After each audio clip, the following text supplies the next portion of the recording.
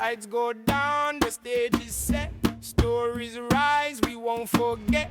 Voice is strong, our culture's hard. From Dundas stage, the stories start. Curtain up, let history may sing. Dreams take flight on golden wings. Past and future take their bow. This is Dundas, starting now. The lights dim. What does Dundas mean to you in one word and why? We just said family. Family. The curtains rise. We want to just provide a platform for people to just push their imagination to the limits. And a nation remembers who it is. What Nicolette and I are really focused on is legacy building. The lights dim. The curtains rise. And a nation remembers who it is. Welcome to Curtains Up, the Dundas Story. A podcast documenting the history, the heart, and the future of one of the Bahamas' most treasured cultural spaces as it reopens its doors to the public. This isn't just about a building. It's about identity. It's about voice, and it's about legacy. Welcome back to another episode of the Dundas Story. Today, we're exploring the creative heart of the Dundas with someone who is very personal to me. She's my mentor, who has helped shape the Dundas artistic vision. Through her work with Ringplay Productions and her deep connection to storytelling and theater, she's helped bring powerful productions and Bahamian stories to the stage. Let's step into the creative world behind the curtain and hear about the inspiration, the passion, and purpose that continues to guide the Dundas. She is a writer, she is a director, and the chairman of the Dundas of Performing Arts, and a lecturer, and she, again, is my mentor. Welcome, Dr. Nicolette Bethel, into the spotlight. Hi, Nico. Thank you, Lady in Green. Thank you. I am Lady in Green. I am. And you know who? I think it was Stella said, I actually did green for my last production. Yes, I didn't you did. realize that, and Yes, she you pointed did. out. Yep. Green has stuck with me from For Colored Girls on, and that was my first production in the theater. That's So right. Thank you for giving me that chance. But you told me lately, Marcel put a little good word for me. Oh yeah, Okay. Marcel totally vouched for you. Okay. Thank you, Marcel Sherman, my Aquinas principal. Thank you very much. I appreciate that. So, Nico, how do you feel as chair, seeing personally that the renovations is almost completed and the Dundas is reopening next week? Okay, so I got two answers. One, when I set up the tickets, and I was setting up the tickets using the Dundas seating, I had a moment. At the same time, things, they ain't ready yet. Are you ready yet? We can be ready. I don't know. My hair, I don't know. The gray is spreading. So whatever. But it's really, you can't even express it. I thought I was cool. I thought I was fine, right? I was like, and then I looked at the whole thing and I was like, oh, we have row I and row J and row H again. Oh my goodness me.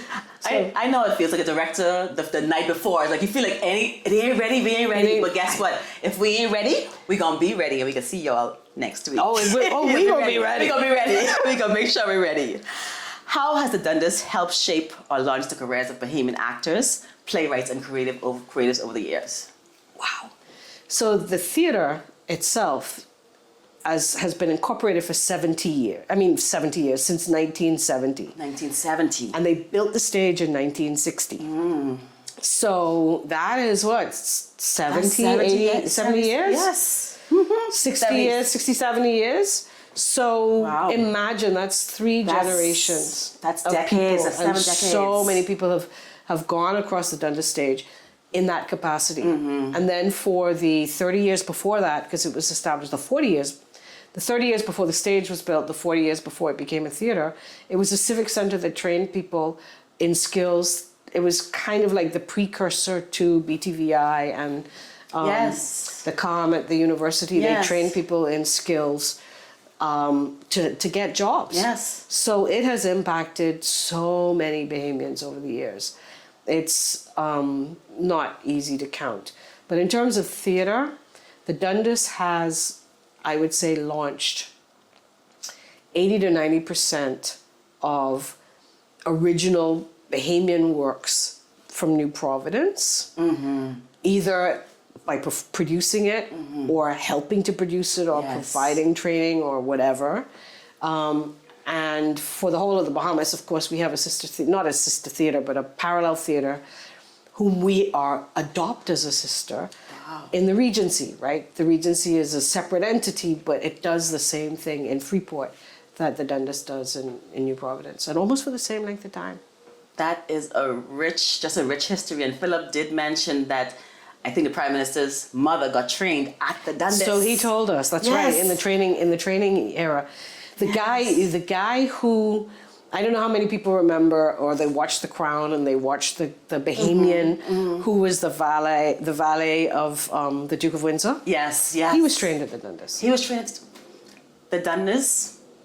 So important to our nation, so important to our culture. I know we have an important project going on, the UNESCO. So I'm assistant treasurer on that. So tell us more about the UNESCO partnership with the Dundas, its benefits and the vision behind it. Like, where did you start thinking about this partnership? Okay, so there is a fund called the International Fund for Cultural Diversity, which will give people it will grant you up to $100,000 to do various projects to develop culture around the world.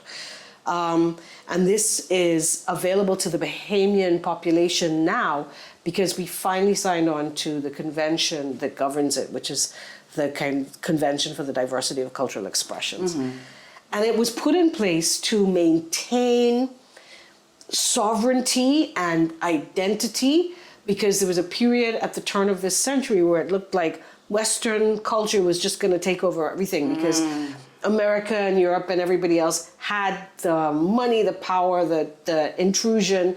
Everybody's doing American culture. What was native expression? And so this fund is allowing people to develop their own personal creative expression.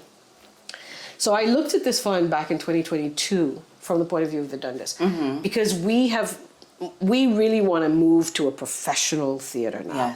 We've had amateur theater for a long time, and we've had this idea that, we can't support professional theater, but we can support a whole lot of other things.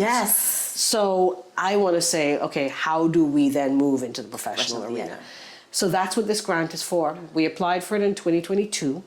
We're not successful. We missed qualifying by 1 point. And so I said, well, I'm going to apply for it. Try again. So we did. We applied for it in 2024, and we were one of 12 people worldwide that got it, and the only Caribbean one to be approved this year. There are 2 Caribbean funds going on at the same time. There's one in Barbados, but their approval came the year before. So they just had an extension. We're the only one from the Caribbean. That is awesome, and it is helping us to really do some stuff differently this year. Like tell us about the master classes and the intensive and all those. So there's several different levels. One of them is to make sure that the people who are there's so many creatives, so many actors, in a room full of them now, who are not only interested in doing that craft, but in improving. What I love is people are not staying still, right? People are always wanted to get better. So what we want to do is to just keep raising that standard. So the first thing we did was we had workshops. At the same time, not only do we want to raise the standard, we also want to give people who have reached a certain standard the ability to earn money from their craft. So we did an intensive in the summer, which was kind of like for beginning and intermediate actors. And those were taught all by locals. So the locals were hired to teach these classes and to pass on their knowledge to the next people. Then the people who were enrolled in that, or whomever, get to come in and do the master classes. The master classes, we're bringing in professionals from around the world. There are a couple of professionals here. In music, we have professionals. So we're bringing in professionals to train people in neglected or little focused on areas of theater. And right now what we're doing, we have a professional stage manager out of Florida teaching us about stage management. Exactly, right now as we speak. But even before the UNESCO project, we were training people because through Shakespeare and short tales, Sure, I that feel was like, it. That's the introduction, Yes. right? So then we wanted to give people something to build with, Yes. or to go higher. Yes. So that was how that was why we had the training, and now we have the master classes. Yes. So the master classes are intensive weekends where you delve into a single area of theater. Yes, and what I love about this Dundas community is that we can start off as actresses, but we can move on to directing Absolutely. and writing, That's and it. there is That's a it. space for us, and there is training for us, which I love. I love about Dundas family. And that's what the Dundas as a community theater is here to do and to provide. Yes. So we've talked a lot about Dundas, but I want to know, how has the Dundas shaped your own personal experience, Nico's personal experience? Well, I got a husband out of it. You have a husband out of it, Nico. Let's talk about it. I was like, how are you? I'm full of creative. I don't know if I can do with a creative person because we. Well, we have a lot of You have to bring space. him down. You have to bring you down. It's hard to bring Philip. Yeah, no. The creative duo. You have the creative duo. Yeah, So, yes. yeah. So I guess it's hard to say. So I didn't know I was going to end up in theater. Theater is this thing that I've been doing for most of my life. I did not know. I wanted to be a novelist. I wanted to be a novelist, an intellectual, whatever. And then I read there's an East African writer, Ngugi wa Thiong'o, and I read his work. He started off as a writer, and he was writing in the European mode, but he was coming of age at the same time as Kenya was getting its independence. And he realized that if he was writing in English, if he was writing novels, his people were not reading his words. It was being exported. Other people were reading his words. So he stopped writing novels and he started to write plays. Interesting. And then he was like, why am I writing plays in English? I'm going to write plays in Kikuyu, which is my native language. Oh. And then he translates all of his plays into English, for the global audience. But he starts off everything in Kikuyu. And he goes back and forth, but he writes his novels now in the original language. So I thought, yeah, we still saying this. Bahamians don't read. If you want to keep a secret from a Bahamian, Put it in a book. put it in a book. So I was like, maybe novelist is not what I want to be. Maybe I should be a playwright. A playwright. So I told my father this, and he said, well, if you want to be a playwright, you should go and learn something about theater. About theater. So I came to a workshop that was being run by Philip. And I could say the rest is history, but it took a little while. I just heard this story. So you came to a workshop run by Philip? Run by Philip, yes. Wow. And he fell in love. Oh, no, I don't know if he fell in love. I don't know if I fell in love at that time. Listen, this was a workshop. I was so in awe. This was a workshop that had David Burrows, Gavin Collins. People don't know Gavin as an actor, but Gavin was an amazing actor. Jane Poveroma, Sammy Bethel, Marcel Sherman, Claudette Allens. Oh, wow. All the legends. All of them were in this workshop with little old me. And so I was just like, in awe. You're starstruck. yeah, Okay, basically. okay. Yeah. And then after that, he told me, I had done some work. I'd done a lot of work behind the scenes. I'd written plays and I'd done stage management, right? And he said, I think I need you as a stage manager for this play that I'm doing. And I came to the Dundas for a reading. We had the reading on the stage. And it was this play called The Rhymers of Eldritch by a guy by the name of Lanford Wilson. And it's a very weird play. It's like, I don't know how he wrote it, but it's like he wrote it and then he cut it up and he kept repeating things. So there's a lot of repetition in the beginning. You don't know what the story is. He starts the story in the middle. And then it unfolds as you go to the end. It was brilliant. And I was like, I want to write a play like this one day. Wow. And I read it, and then at the end of the reading, he says to me, remember he asked me to be a stage manager, right? He said to me, I guess you know you have the part. Say, I guess you know, not you have the part, I guess you know. I was like, what part? So he put me on stage. And so that you hear the love story of the creative duo. Okay. Yeah, we finally got together after he produced my play Power Cut. Okay, that's awesome. I'm so 4 happy years later. I'm so happy to hear the history behind how you do it, because I'm like, Yeah, how do you do it? So that's my personal experience. And then between us, I think he definitely helps my work. Like Small Acts, for example. I remember I was writing that for a long time, and I was like, Philip, I don't know how I go into this. I can't get out of it. And he said, well, you need something. You need a conflict. Because I had all the conversation. You need a conflict. He said, what if? And then we came up with what if the Prime Minister is negotiating a deal and it's with whatever? And then I was like, oh, yes. And so the whole thing fell into place. The deal, the cotton, the plantations, all of that stuff. So he makes your work better and you make his work better. I hope I make his alignment. work better. I'm sure, but whatever. I'm sure you make his work better. I'm sure you do. I would like you to share a very memorable moment at the Dundas. Oh boy. I know it's a lot, but try to share just something that stands on your hand, but a memorable moment. You know, yeah, because I looked at your questions last night and I said this to Philip. I was like, what memorable moment should I share? Well, there's two. One is drama, real life drama, and the other one is Bahamian art. So it's a recurring one. It is every time you put up you're breaking ground.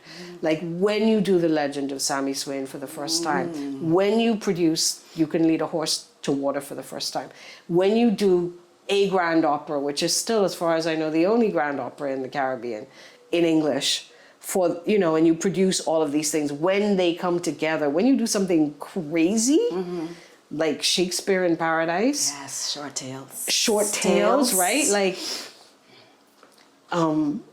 you have so much memorable moments. Yeah, when you do something crazy and you take this risk, and everybody's like, it ain't gonna work, right? When it works, that's the memorable moment, and it keeps happening. It has to keep happening, right? And the opening of the black box, because when the opening of the black box, main theater is down, now you have this black box. Right. You didn't even envision that for Exactly. Yes. Exactly. But the real life drama that is memorable is the thing that got Ringplay to take over the Dundas. Oh, I heard the story. You heard the story, ahead. right? I heard it. Yeah, when I got a call from Travis Cartwright Carroll, who was working for the Guardian, and he said, what is this that I hear about a burned up body in the Dundas yard? And I was like, what? That was memorable, folks. Very memorable. That was memorable. Somebody parked a car with a dead body in it, fired the car, set it on fire in that space in between the Winston V. Saunders Theatre and the black box. Yes. Because very little was happening in the Dundas at that time. And that led to you guys starting to manage the Dundas and make sure that everything is run properly, which was a positive. Yeah. Positive. Looking ahead, what kinds of productions or creative initiatives would you love to see happen at the Dundas and within our artistic community? We want to keep producing, as whatever people imagine, we want to keep producing. Philip and I have the idea for another jukebox musical. We did something with Eddie Minnis, obviously, The Real Thing. Yes. But we would love to do something. More musicals. We'd love to do something with other Bahamian, great Bahamian popular musicians and do the same kind of idea. We'd like to do something like that. We would like to bring more original, ambitious original work to the stage, right? Yeah. Like people dream, when we back in the main theater, you could dream big and see what we could come up with. Yes. We want to just provide a platform for people to just push their imagination to the limits. We live in a society where people tell you can't do things a lot. They just tell you that's just stupid. Don't do it. That don't make no sense. That's when we go and do it some more. We do it some more. Come here, because we live like that. Creative, a little crazy. Show you we can't do it. Okay. Yes. You're crazy. Yes. Exactly. Yes. So that same Junkanoo spirit you can find right here. You tell me I can't do it. Watch me. Exactly. Watch me do it. And I think that's a spirit alive in the Dundas community, because we're like a family. Okay, we're gonna help each other. Trying to build. Yes, we're gonna help each other, like Aaron with Junkanoo in Paradise. I mean, that was like breaking ground. Yeah, that's exactly right. We want to continue to be able to do that kind of thing and facilitate that in whatever way we can. Okay, I have a question. I know you usually go through it, but this is like a special one. If the walls of the Dundas could speak, oh good Lord, what would be the story the walls would say? Wow. Yes. I don't know. That because the walls, so the thing for me, I can turn this around a little bit. The thing for me is we are changing that. The walls of the Dundas was built in a benevolent fashion, but still to keep people in their place, to train people to be servants, not to be leaders, right? So it was very much a colonial institution. It's a beautiful colonial building. It's very well built. Like I said, the initiative was benevolent, but it was not. It wasn't to build any kind of nation. It wasn't to give us freedom. It wasn't to give us autonomy. It wasn't to give us self-expression. So for me, to reclaim that and turn it upside down and turn it on its head, that for me, it's not if the walls could speak, it's what I want the walls to say. Wow. This is your place now. Wow. This is for you. Yes, this is your place now. Let's take it beyond the walls. Let's take it to the streets and the community and everywhere. I love it, Nico. You're so inspirational. Did I get to tell you that? You're my mentor, even though you didn't know that back then. I told you that many times, that you are definitely my mentor. I think mentorship is so important. That's what you're doing with Short Tales. With any time that you direct, you're mentoring the next generation. I want to thank you publicly. Thank you. Okay. It goes both ways. You never go to teach if you don't learn. In my experience, I always learn from that. And thank you for sharing the Dundas story. And I'm sure a lot of people get to hear things that they didn't know. I hope so. I hope you learned something new. Theatre has always been a place where stories connect us, challenge us, and remind us who we are. Conversations like this remind us why the Dundas continues to be such an important home for creatives like me in the Bahamas. Thank you for sharing your heart, your artistry, and your vision for the future of Bahamian theatre. Thank you. Thank you. And to our viewers, remember, when the lights dim and the curtain rises at the Dundas, we are witnessing not just a performance, but the continuation of a cultural legacy. Subscribe to our Dundas podcast and YouTube channel below. And remember, I am your host, Michaella Forbes. This has been Curtains Up, the Dundas story, because every time the curtain rises, our story continues. See you next episode. Voice is strong, our culture's hard. From Dundas stage, the story start. Curtain up, let history may sing. Dreams take flight on golden wings. Past and future take their bow. This is Dundas, starting now.